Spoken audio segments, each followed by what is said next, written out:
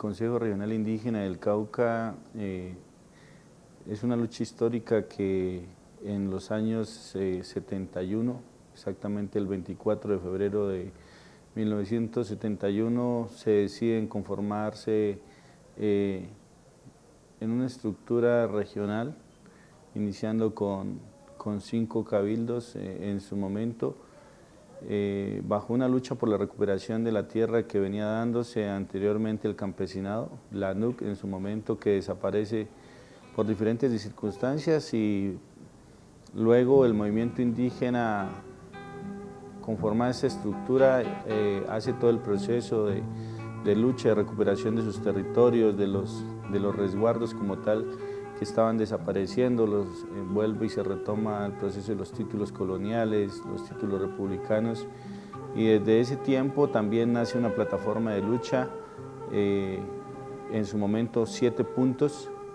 que hablaba de la recuperación de las tierras, del fortalecimiento de los cabildos, de la conservación de la lengua, de generar dinámicas de economía, y así sucesivamente se fueron transformando en espacios de encuentros llamados en su momento congresos regionales, juntas directivas también de los cabildos, y se fue fortaleciendo a medida del tiempo. El Consejo Regional Indígena del Cauca está conformado por 9 zonas, 10 pueblos indígenas. Su estructura funciona y su fuerte son los niveles locales, que son las autoridades indígenas. Son 126 autoridades en este momento, y por medio de las autoridades las comunidades y los pueblos tomamos las decisiones en los congresos, y son los que rigen el direccionamiento a nivel de los otros espacios, como son las consejerías zonales y la Consejería Mayor del CRIC, donde funcionamos también los programas, educación, el tema de educación indígena, el tema de salud propia, el tema de comunicaciones, derechos humanos, el sistema de gobierno propio como tal, jóvenes, mujeres, el área económica, hoy también con una universidad indígena reconocida por el gobierno, y la cual pues en su momento empieza a funcionar como una universidad pública especial, y que también se le han inyectado recursos. Entonces es el caminar así en estos tiempos. Los principios que nos rigen como pueblos y comunidades a través de la historia siempre ha sido la unidad, la tierra, la cultura y la autonomía. La unidad porque desde un inicio fue la necesidad primero por el territorio, luego por ir reivindicando los derechos de los pueblos indígenas que constitucionalmente e internacionalmente están plasmados en las normas y en las leyes que nos favorecen, y asimismo esas luchas que se han venido dando pues desde esos tiempos, Manuel Quintín Lame, Juan Tama, en su momento cuando fueron trascendiendo ya los mayores de diferentes zonas, vinieron fortaleciendo el ejercicio de la estructura hasta llegar a estos tiempos en los cuales hemos logrado crecer y seguir luchando por la reivindicación, la tierra, el territorio y la gobernabilidad de los pueblos indígenas de manera autónoma. Iniciar diciendo que las 126 autoridades funcionan de manera local, y son estas los jueces de nosotros, los jueces naturales dentro de los territorios indígenas. Ellos son los que de alguna manera la comunidad elige en espacios comunitarios, que hacen un servicio a la comunidad no remunerado como autoridades indígenas, porque es un deber hacerlo desde el ejercicio como comuneros y comuneras. En ese espacio, desde ahí se empieza a fortalecer la justicia propia, tanto que hoy hemos llegado al nivel de pensar en un tribunal indígena regional que asuma el papel con las mismas autoridades siendo jueces de poder determinar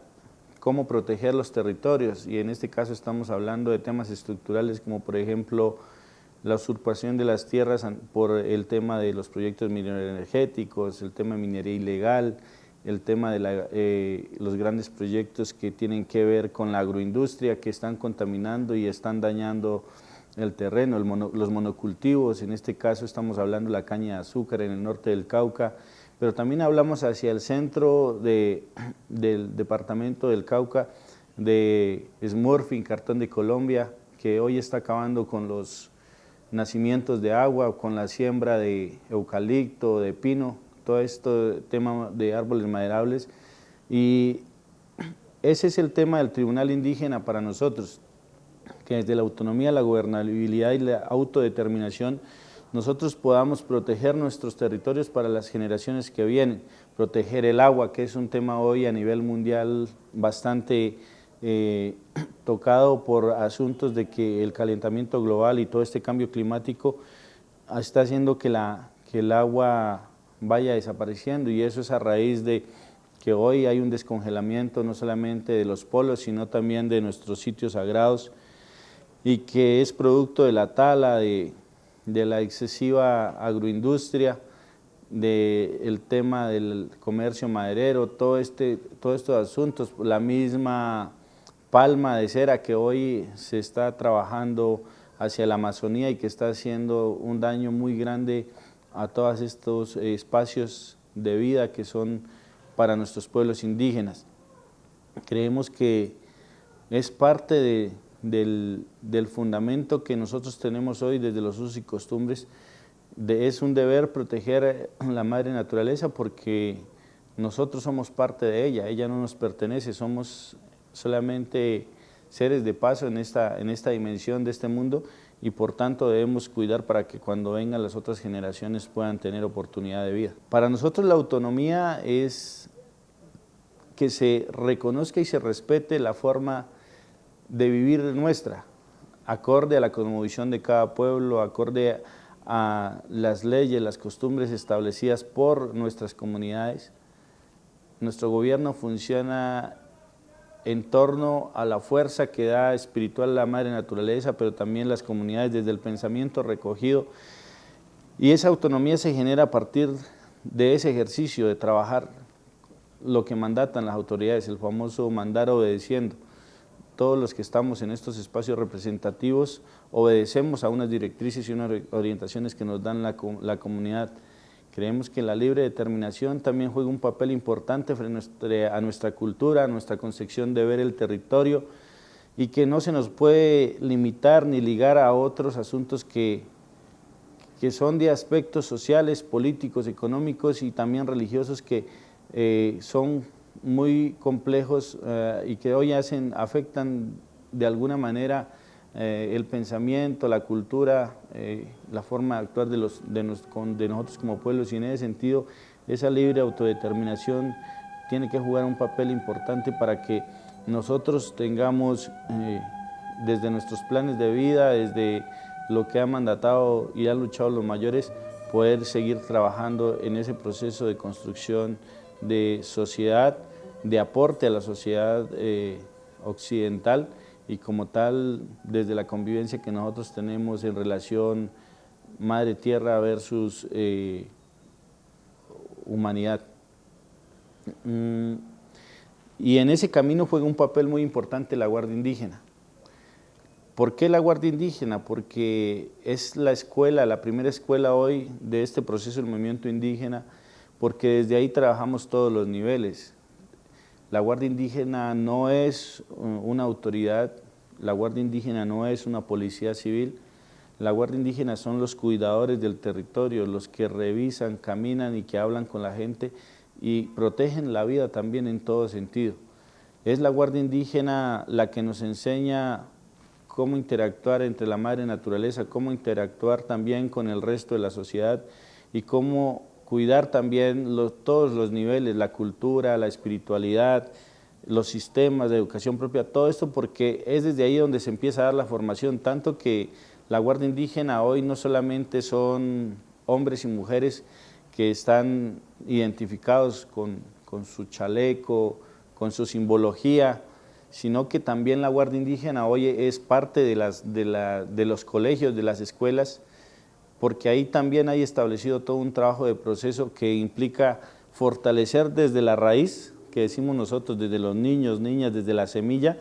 todo ese conocimiento ancestral que es la oralidad, todo ese conocimiento que no puede perderse en el transcurso, porque podríamos escribir mucho, pero muy pocos leen. Y para nosotros la fortaleza de los pueblos indígenas ha sido el tema de la oralidad también. Entonces, hoy ese proceso de la guardia arranca desde la escuela, está la guardia escolar, está la autoridad indígena escolar, y a partir de esos procesos hemos ido fortaleciendo los caminos del movimiento indígena a nivel del Cauca y de Colombia. Digamos que finalmente la guardia es parte del resultado y la potencia que tenemos como pueblos indígenas para hoy hacer una apuesta diferente de paz en Colombia, que se puede construir paz sin las armas, que es una guardia que se ha ido capacitando en términos del respeto a la vida, a los derechos humanos, que se ha ido fortaleciendo de nivel político organizativo, porque muchas de estas guardias, hombres y mujeres, hoy ya juegan un rol en otros espacios de las estructuras, en la autoridad local, siendo gobernadores o nejues, que en este caso el pueblo Nasa ya en su estructura representativa cambia hacia lo propio, y ese camino también los están tomando los otros pueblos. Entonces, ese es un proceso muy valioso que tiene la Guardia hoy en ese sentido, porque permite también y garantiza esos cambios generacionales que tanto clama la sociedad occidental y que hoy nosotros los trabajamos de manera gradual en el movimiento indígena caucano, en este caso el CRIC, y por eso es un tema que hoy también da fuerza a la misma movilización y al paro nacional.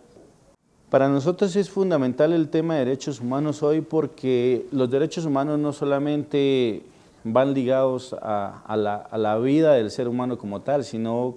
los derechos humanos en todo el sentido de la palabra, que es los derechos de la madre naturaleza como un ser vivo y los derechos nuestros como seres humanos. Todo ser viviente, para nosotros todo ser viviente,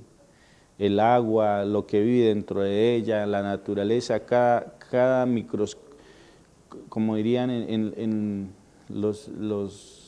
académicos, todos los seres microscópicos, todo aquello que tenga vida es fundamental para nosotros. Entonces, si no hay ese respeto por las leyes que ella da, pues los derechos humanos también dejarían de existir, porque sin la madre naturaleza desaparecemos completamente. Entonces, para nosotros es trascendental la visión de los derechos humanos frente a todo este asunto que hoy está ocurriendo, porque no solamente es la vida humana la que se pierde, sino que se está perdiendo mucho en la naturaleza, los casos de Australia, la Amazonía, todo esto nos preocupa a los pueblos indígenas, porque realmente con esa visión extractivista, con esa visión de querer todo volverlo material, pues se está perdiendo la visión de lo humano, de lo espiritual, la visión de cuidar, y el tema de derechos humanos juega ese papel importante dentro de nuestro movimiento indígena en torno a muchos factores y muchos niveles. ¿Por qué? Porque afecta la autonomía, la gobernabilidad, afecta el territorio, por eso en el conflicto armado fueron reconocidos también el territorio como víctima. Ya pasando a un segundo plano, pues hay que dejar un mensaje claro, y es que nosotros creímos en un proceso de paz, seguimos haciéndolo, pero que hoy se torna de una manera, de un momento del 2016 en adelante, después de la firma, hay que decir que sí se empezó a ver la luz de la paz, porque cesaron las tomas guerrilleras, los secuestros masivos, muchas dinámicas violentas que venían del conflicto armado que cesaron, y que se veía una gran luz de esperanza frente a ese tema, pero ha sido la falta de voluntad política del gobierno la que no ha permitido que avancemos a esa construcción, y notamos que de 2016 en adelante empieza un crecimiento de la violencia, pero en este caso contra quienes hacen el papel de defensores de derechos humanos y que son dirigencia a nivel de los movimientos, en este caso el movimiento indígena, el movimiento campesino, el movimiento afro y otros sectores que se han venido conformando y que han venido defendiendo este proceso de paz. Tanto así que los datos que tenemos en 2017, por ejemplo, ocurrieron 12 hechos victimizantes de los pueblos indígenas, En 2018 ya sube ese nivel, registramos 22 asesinatos, se duplica, pero en 2016 terminamos con 68 asesinatos contra gente del movimiento indígena, dirigencia, unos que rejugaban un papel fundamental y que estaban ligados a las estructuras zonales o las amenazas a los que hacen parte de la estructura regional o local, y eso indica que hay un crecimiento de la violencia, tanto que este año iniciamos en el Cauca de nivel general con ya más de 15 asesinatos. En este momento en el norte del Cauca tiene 13 amenazas, una en la zona centro, también a toda la Consejería del Pueblo Coconuco, y se ha venido aumentando ese nivel de violencia, tierra adentro, la zona oriente, las 9 zonas de las cuales son parte del Consejo Regional Indígena del Cauca Creek. Ha habido de una manera ascendente creciendo esta violencia contra defensores de derechos humanos, y pues ni qué hablar ya desde los firmes los acuerdos de paz hasta hoy. Ya van casi 800 líderes asesinados, líderes sociales asesinados en Colombia, y aquí cabe resaltar que han sido de toda índole, quienes defienden el agua, quienes defienden lo ambiental, quienes estamos en contravía del modelo económico implantado por el gobierno Duque, y todas esas dinámicas de los gobiernos de turno que se han venido dando, tanto que hoy seguimos en movilización. Entonces, es muy complejo la situación que se está dando en Colombia, porque toda violencia se está empuntando en contra de la dirigencia social en todo el departamento y en todo el país. Y también pues decir que los asesinatos a quienes creyeron en el acuerdo de paz, que en este caso son los excombatientes, es un tema muy grave también que se viene dando.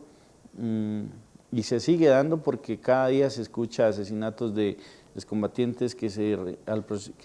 reintegraron al proceso de reincorporación, pero que hoy no tienen las garantías por parte del gobierno, ni de seguridad de sus vidas, ni de seguridad con lo pactado en los acuerdos de paz.